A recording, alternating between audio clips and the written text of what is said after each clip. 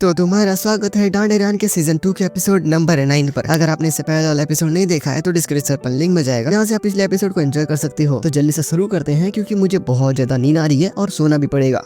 तो इस एपिसोड की शुरुआत में हमें ओकारुन और ईवी लाई को लड़ते हुए दिखाया जा रहा होता है। और वो गैनी से मिली हुई ट्रेनिंग की वजह से ओकारुन बहुत ज्यादा स्ट्रॉन्ग हो चुका था और ईवी लाई को काफी अच्छी खासी टक्कर दे रहा था। ईवी लाई ओकारुन को अपने कर्स हाउस में बंद करने की कोशिश करता है, लेकिन ओकारुन बच जाता है और वो अपने फुल थ्रोटल मोड में जाकर ईवी लाई को एक हेडबट मार देता है। ईवी लाई सीधा मोमो के घर से जा टकराता है, जिससे बचा हुआ घर भी तहस महस हो जाता है। वहीं ओकारुन अपने असली रूप में आ जाता है। ईवी लाई कहता है, आज तो मुझे मजा आ गया, चलो और लड़ते हैं, जल्दी से वापस ट्रांसफॉर्म हो जाओ। आयरा अब कहती है कि ओकारुन पहले ही फुल थ्रोटल जा चुका है और ओकारुन अब ट्रांसफॉर्म नहीं हो पाएगा। ओकारुन कहता है, आप सब पीछे रहो, और वो तैयार हो जाता है लड़ने के लिए। मोमो अपनी दादी से कहती है कि हमें इन्हें रोकना होगा, जिस पे साइको बोलती है, अगर ऐसा किया तो हमें ईवी लाई का भूत भगाना पड़ेगा। और वो ओकारुन से बोलती है कि तुम्हारे पैर कांप रही हैं, तुम अब हिल नहीं सकते, अब तुम क्या करने वाले हो। ईवी लाई अब ओकारुन के पास आते हुए कहता है, तुम अभी तक अपने इंसानी रूप में क्यों हो, तुम ट्रांसफॉर्म करके मेरे साथ लड़ाई करो। ओकारुन कहता है कि मुझे कमजोरों से लड़ने का कोई शौक नहीं है, अभी की लड़ाई में मैं समझ गया कि तुम मेरे से नहीं जीत सकते, इसीलिए मैं तुमसे लड़ने नहीं वाला। ईवी लाई अब बहस करने लगता है कि मैं कमजोर नहीं हूँ, बल्कि मैं स्ट्रांग हूँ। ओकारुन कहता है, अगर तुम ताकतवर हो जाते हो तो हम फिर से लड़ेंगे, लेकिन इसमें मेरी एक शर्त है, तुम बस मेरे से ही लड़ोगे और बाकी किसी के ऊपर भी हमला नहीं करोगे। ईवी लाई कहता है, ठीक है, मैं बस तुमसे ही लड़ूंगा। ओकारुन कहता है कि तुमने कहा था तुम सारे इंसानों को खत्म कर दोगे, उसका क्या, मैं तुम्हारे ऊपर भरोसा कैसे करूँ। अब ईवी लाई बच्चों की तरह गुस्सा करने लगता है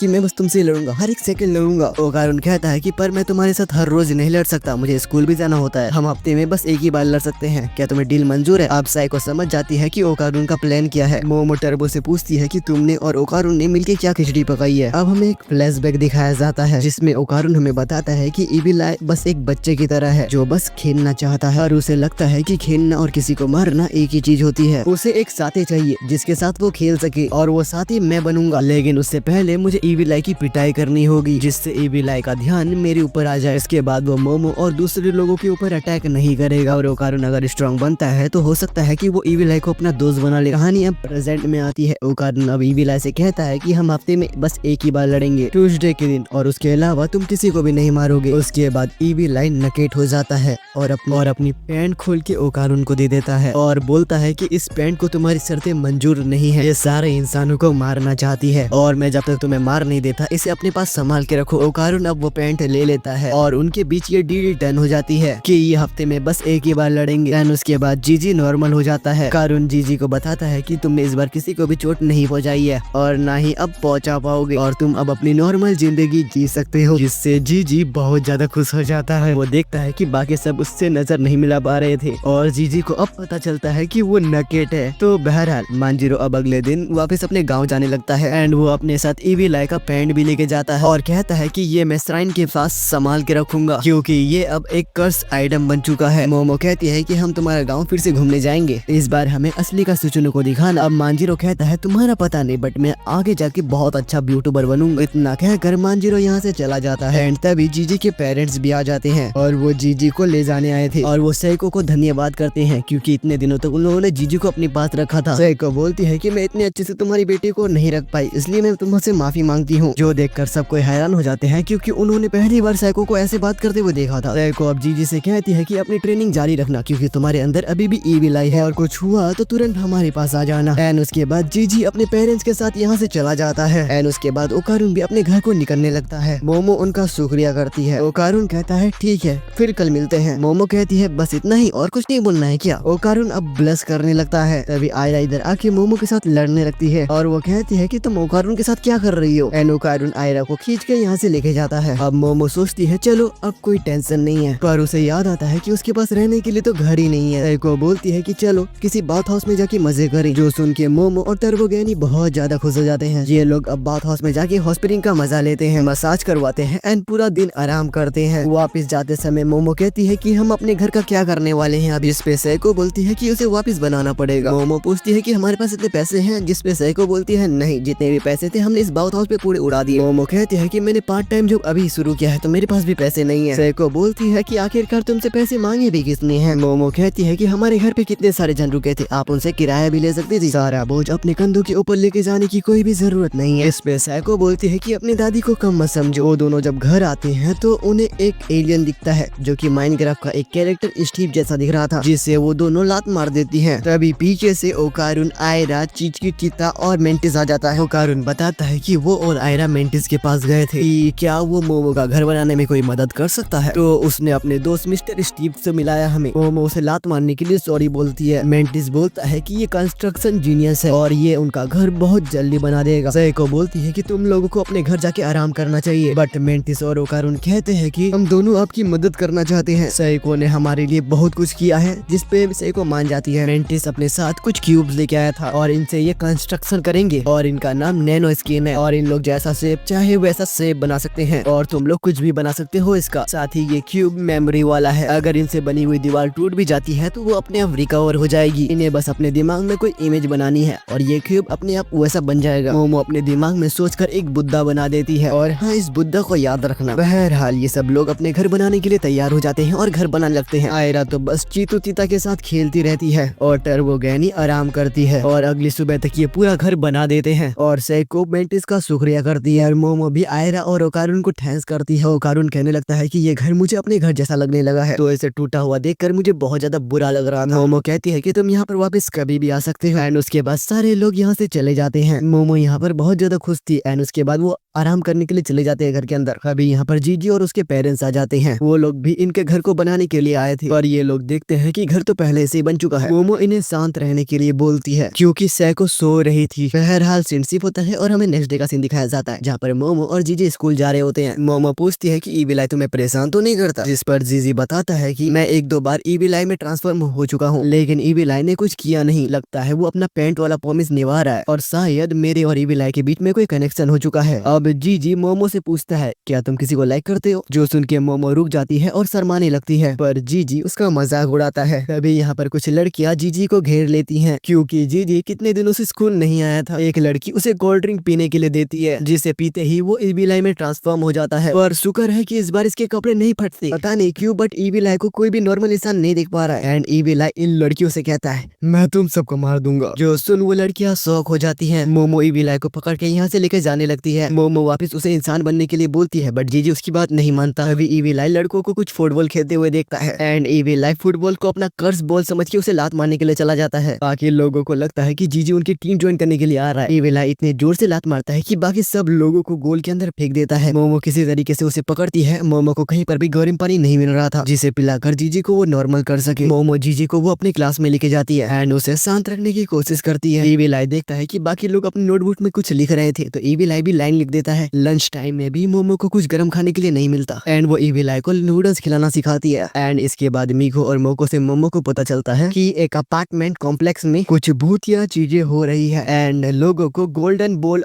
उड़ती हुई दिखाई दे रही है एंड वो उसे फोटो भी दिखाती है एंड यहाँ पर मोमो समझ जाती है कि ये जरूर ओकारुन की बॉल है। आप लोगों को याद दिलाता चलो कि ओकारुन की जो दूसरी बॉल है ना वो अभी भी मिसिंग है। अभी ओकारुन के पास यहाँ पर एक मोटा सा लड़का आता है एंड ये ओकारुन लग रहा था लेकिन मोटे वाले शरीर में। एंड इसी के साथ ये एपिसोड यहीं पर एंड हो जाता है। तो दोस्तों ईविल आई आर्क खत्म हो चुका है, अब शुरू होगा काइजू आर्क। जब मैंने इस आर्क के बारे में रिसर्च की तो मुझे पता चला कि इस आर्क में गॉडजिला टाइप काइजू से इनकी फाइट होगी एंड साथ ही एक लेजेंडरी बंदे की एंट्री होगी। तो इसीलिए अगले एपिसोड को बिल्कुल भी मिस मत करना, अगले एपिसोड का लिंक स्क्रीन पर आ रहा होगा। बहरहाल इसी के साथ ये एपिसोड यहीं पर शेष होता है। आरिगातो for watching this video, sayonara.